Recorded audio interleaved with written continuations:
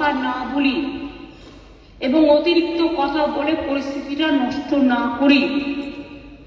যারা ভাবছেন এটা নিয়ে রাজনীতি করবেন তারা জেনে রাখুন, ওটা করতে গেলে আপনার রাজ্যেরও ক্ষতি হবে, ওখানেও যারা আমাদের বন্ধু বান্ধবরা আছে, ভাই বোনেরা আছেন, তাদেরও ক্ষতি হবে। আমরা এটা চাই না। গভর্নমেন্টের কতগুলো পলিসি আছে, যেমন এক্সটার্নাল অ্যাফেয়ার্স পলিসি, এটা গভর্নমেন্ট অফ ইন্ডিয়ার ভাগ্যে পড়ে, আমাদের নয়, ওদের জুরিসডিকশনে পড়ে। অনেকে ওপার বাংলা থেকে এপার বাংলা আসতে চাইছে, কিন্তু তারা ঢুকতে পারছে না। আমাদের কোনো আপত্তি নেই, কিন্তু সেখানে বর্ডার সিকিউরিটি ফোর্স দায়িত্ব নিয়েছেন, তারা আসতে দেবে কি দেবে না এটা তাদের ব্যাপার, সেই নিয়েও আমি কোনো কটু মন্তব্যে যাব না। কিন্তু যাদের টাকা আছে, পয়সা আছে, ভিসা আছে, পাসপোর্ট আছে, তারা তো প্লেনে চলে আসছে।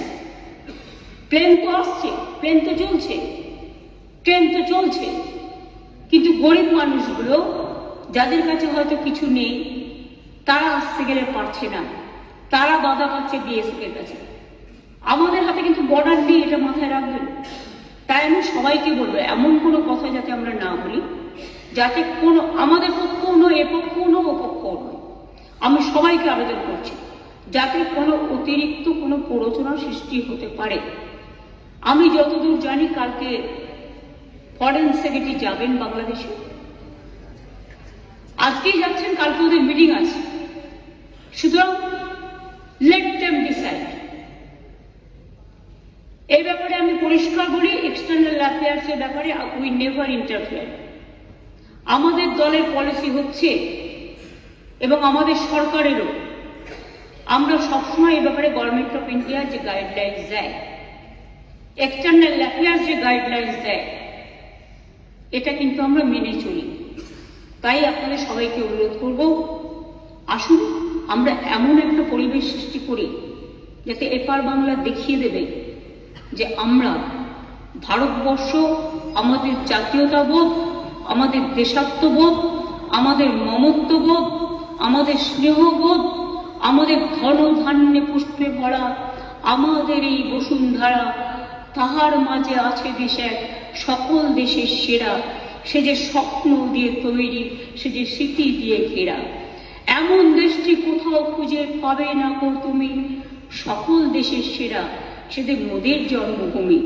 এই জন্মভূমিকে আপনারা প্রতিপালন করেছেন, জন্মেছেন এই মাটিতে, এই মাটিটাকে সমৃদ্ধ করুন, ভালোবাসুন, এবং যদি কেউ বিচ্ছিন্ন করতে আসার চেষ্টা করে তাকে প্রতিরোধ করুন, এবং সেক্ষেত্রে বাঁধ ভেঙে দিতে হবে।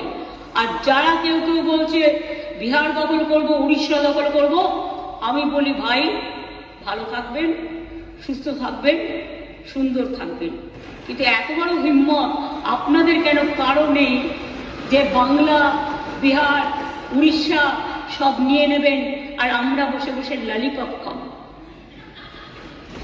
এটা ভাববার কোনো কারণ নেই।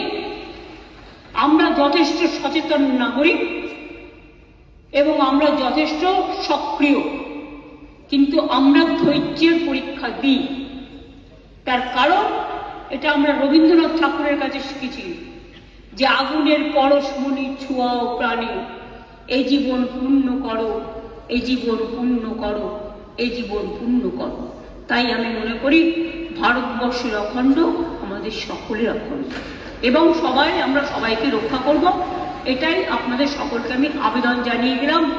যেহেতু হাউস চলছে, লোকসভাতেও আমাদের মেম্বাররা নিশ্চয়ই আলোচনা করবেন সুযোগ পেলে। কাজে যিনি গেছেন ক্যাবিনেট সেক্রেটারি, আমরা আশা করি তার দৌত্য সফল হোক, শান্তি ফিরে আসুক। বাংলাদেশের রাজনীতির সাথে আমাদের রাজনীতির সম্পর্ক নেই, ওরা কে কি রাজনীতি করবে সে নিয়ে আমরা কোনো কথা বলতে চাই না, কিন্তু আমাদের দেশের যে ধর্ম নিরপেক্ষতা, যে গণতন্ত্র, যে সংবিধান, আমরা যেন সেটাকে মেনে চলি। আমরা যেন অন্য কোনো উস্কানিতে আমরা যেন কোনো উস্কানি না দিই, এটুকুই আমার